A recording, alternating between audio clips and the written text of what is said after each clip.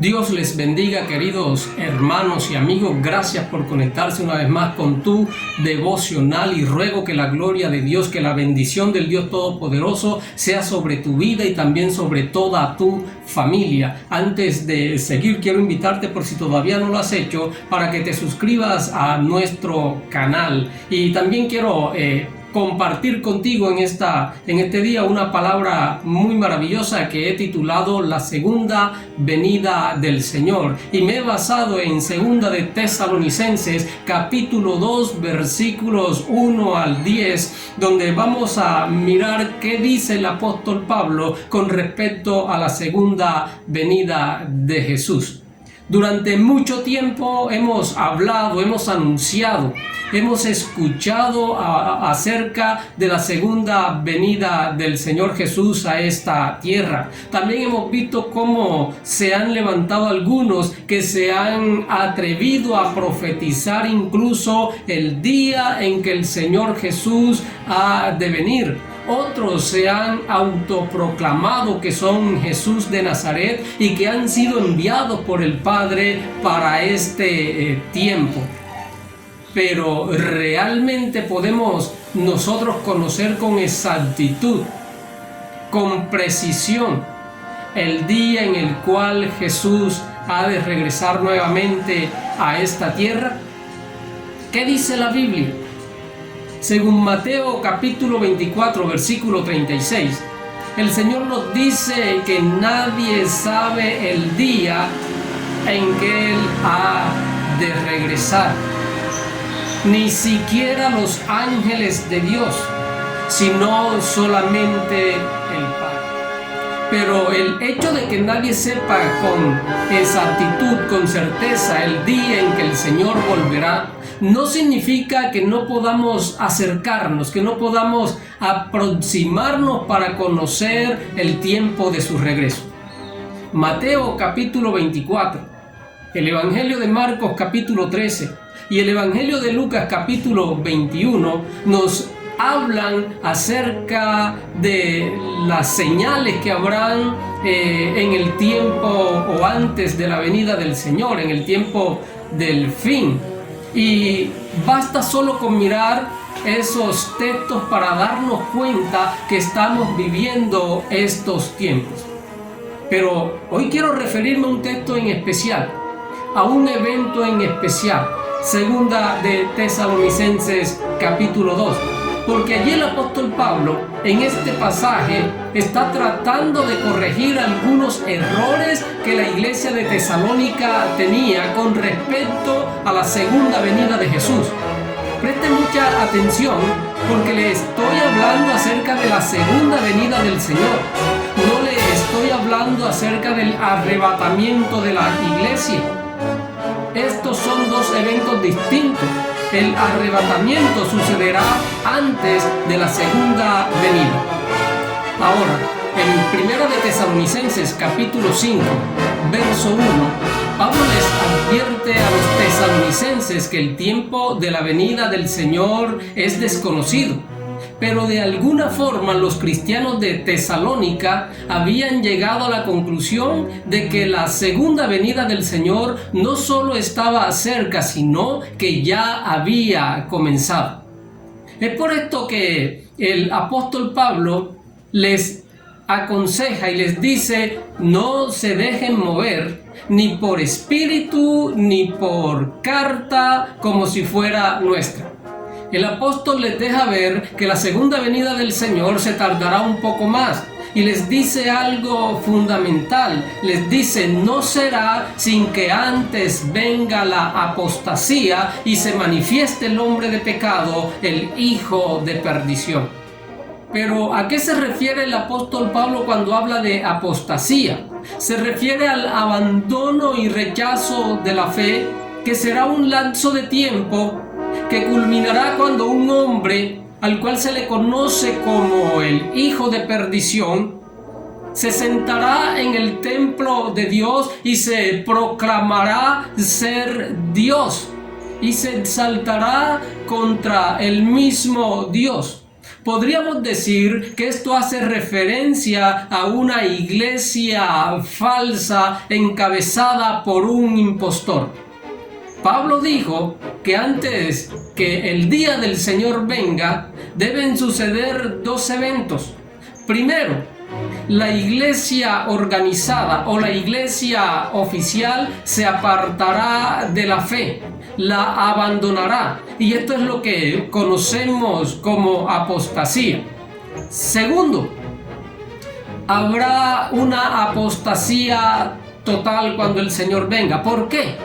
Porque ya habrá tenido lugar otro evento conocido como el rapto de la verdadera iglesia del Señor.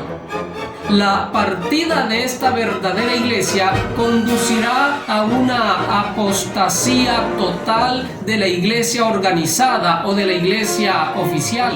El día del Señor no podrá comenzar. La gran tribulación, el periodo de gran tribulación no podrá comenzar hasta que haya tenido lugar la partida de la verdadera iglesia del Señor. Ahora, ¿a qué o a quién se refiere el apóstol Pablo cuando habla del hombre de pecado o del hijo de perdición? ¿Quién es este personaje? Sin lugar a dudas, el apóstol se está refiriendo al mismo anticristo, pero ¿quién es el anticristo? ¿Y qué hará cuando venga? Vayámonos al libro de Apocalipsis, capítulo 13, donde nos habla bastante claro acerca de este personaje. El texto comienza diciendo: vi a una bestia que subía del mar. Tenía 7 cabezas y 10 cuernos, y una corona en cada cuerno, y escrito en cada cabeza habían nombres que blasfemaban a Dios.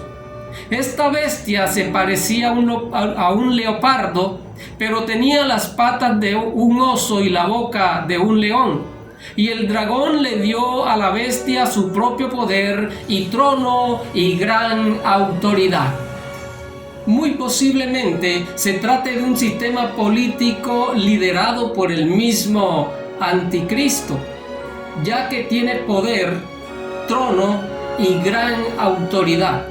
Se le dio también autoridad sobre toda tribu, todo pueblo, toda lengua y toda nación. O sea, la autoridad o el gobierno del anticristo será un gobierno universal. Durante 42 meses, literalmente 3 años y medio, este anticristo hablará grandes blasfemias en contra de nuestro Dios y en contra de todo lo que es santo.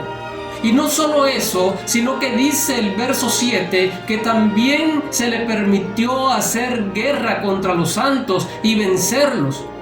Le rendirán culto y adoración todos los moradores de la tierra cuyos nombres no se encuentran escritos en el libro de la vida. En este tiempo se levantará otra bestia que tiene 2 cuernos. Esta bestia es conocida como el falso profeta y será un líder religioso con poder para hacer grandes milagros delante de las personas y ejercerá una influencia espiritual a nivel mundial que hará que todos los moradores de la tierra adoren al anticristo. Llevará a los moradores de la tierra que le hagan imagen al anticristo y esta imagen cobrará vida y hará matar a todo el que no la adore. También hará que todos los moradores de la tierra se les coloque una marca en la mano derecha o en la frente para poder comprar o vender. Volvamos a 2 de Tesalonicenses capítulo 2. El apóstol Pablo nos dice que este hombre de pecado o hijo de perdición se le exaltará a sí mismo y se opondrá a todo lo que la gente llama Dios y a cada objeto de culto. ¿Por qué? Porque él va a querer para sí toda la adoración. Incluso se sentará en el templo de Dios y afirmará que él mismo es Dios. Y cuando el apóstol habla acerca del templo de Dios, no se está refiriendo al vocablo hebreo hierón, que contempla todo el edificio con sus recintos o alguna parte del mismo, sino que hace referencia al vocablo naos, que era utilizado por los judíos para denominar el lugar santísimo del templo en el cual moraba la presencia misma de Dios, y en el que solo los sacerdotes podían entrar. Ahora, el anticristo se presentará como si fuera Dios, autoproclamándose ser Dios. En Mateo capítulo 24, versículo 15, Jesús habla algo que el profeta Daniel llama la abominación desoladora. Y no se está refiriendo a aquello que hizo en el año 167 a.C. el gobernador griego llamado Antíoco Epifanes, que erigió un altar al dios Júpiter sobre el altar de los holocaustos en el templo judío en Jerusalén. Y también llegó a sacrificar un cerdo sobre el altar del templo. Este evento es conocido como la abominación desoladora. Unos 200 años después, Jesús nos da a entender que el anticristo hará algo terrible en el templo. De hecho, Apocalipsis capítulo 13, versículo 14, describe al anticristo haciendo alguna clase de imagen que todos son forzados a adorar. Posiblemente el anticristo convertirá el templo del Dios verdadero en un lugar de idolatría y de adoración pagana. ¿Y sabe qué es lo más triste? Que el mundo pensará que realmente es el Señor, y esa será la gran mentira. El verso 6 y el verso 7 dicen: y ustedes saben qué es lo que lo detiene, porque solo puede darse a conocer cuando le llegue su momento, pues esa anarquía ya está en marcha en forma secreta y permanecerá secreta hasta que el que la detiene se quite de en medio. Efesios capítulo 2, versículo 2, nos dice el apóstol que Satanás es el príncipe de la potestad del aire. Satanás, junto con sus huestes espirituales de maldad, no ha tomado el dominio ni el control de todos los gobiernos de la tierra. ¿Por qué? Porque hasta el momento hay quien lo detiene. Y ese que lo detiene no es más que el Espíritu Santo del Dios Altísimo, que hoy habita en medio de su iglesia. Su iglesia lavada y redimida por su sangre. Jesús dijo: yo me voy, pero no los dejaré solos, sino que les enviaré al Consolador, al Espíritu Santo, a quien el Padre enviará en mi nombre. Él os enseñará todas las cosas y os recordará todo lo que yo os he dicho. El Espíritu Santo está en medio de la iglesia de Cristo. Es Él quien nos guía y nos lleva al conocimiento pleno de toda verdad. Y mientras el Espíritu Santo esté en medio de la iglesia, Satanás no podrá tomar el control total de la tierra. Pero una vez la iglesia de Cristo sea arrebatada, su espíritu se irá con ella, y entonces se manifestará aquel inicuo, a quien el Señor matará con el espíritu de su boca y destruirá con el resplandor de su venida. Inicuo cuyo advenimiento es por obra de Satanás, con gran poder y señales y prodigios mentirosos. En este tiempo podemos ver cómo públicamente, a través de los medios de comunicación, en estancias locales, nacionales e internacionales, se anuncia la venida de un Salvador, el cual sacará al mundo de todos sus problemas y les traerá esperanza a todas las familias de la tierra.